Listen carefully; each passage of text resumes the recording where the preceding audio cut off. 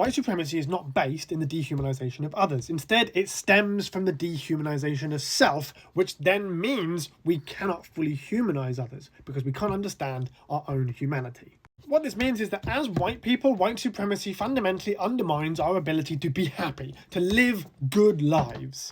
But because it is paired with this ridiculous sense of supremacy, we then take that out on everybody else. Now, somewhat of a sidetrack here, but whenever I talk about stuff like this, I say we. I'm not a white supremacist. I don't identify as such, and I have never been actively involved in the development of cultural white supremacy. However, as you can tell, I'm white, and therefore I have in various complex intersectional ways benefited from white supremacy. As a result, I must take some responsibility for it. This does not mean I am blaming myself for it. That would be ridiculous. But what I'm doing is recognizing the fact that I don't have full control over which aspects of that cultural system I have internalized as a white man growing up in the UK.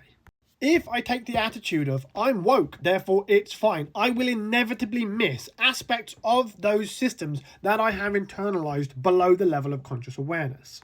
If then I accidentally and unknowingly act in ways that reinforce white supremacy, I will not be in a position to effectively deal with that. Because if I think I'm all above it and you say, nah, that's not it, I'm going to take it personally. I'm going to basically say, fuck you.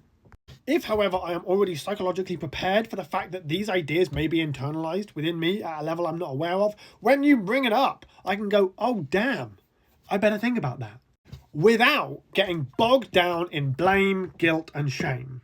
Because why would I feel ashamed of the internalization of something that I had no control over? Why would I blame myself for the cultural environment that I grew up in?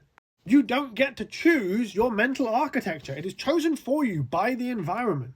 But you do get to choose how you deal with it once it is brought to light. It is not enough for people who look like me to read anti-racist theory and be like, yeah, good, I got it. I got this covered. I'm not a problem anymore.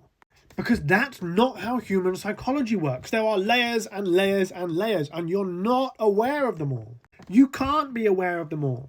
So instead, we must accept the existence of these possibilities and be ready to listen when people try and identify them for us. This is what dialogue is all about. This is what community building is all about. We need other people's support in order to recognize aspects of self that we cannot see on our own. The same logic, by the way, applies to all other sociocultural oppressive systems. You can and should be using this same kind of self-analysis with sexism, homophobia, ableism, transphobia, whatever. You should be thinking about it like this.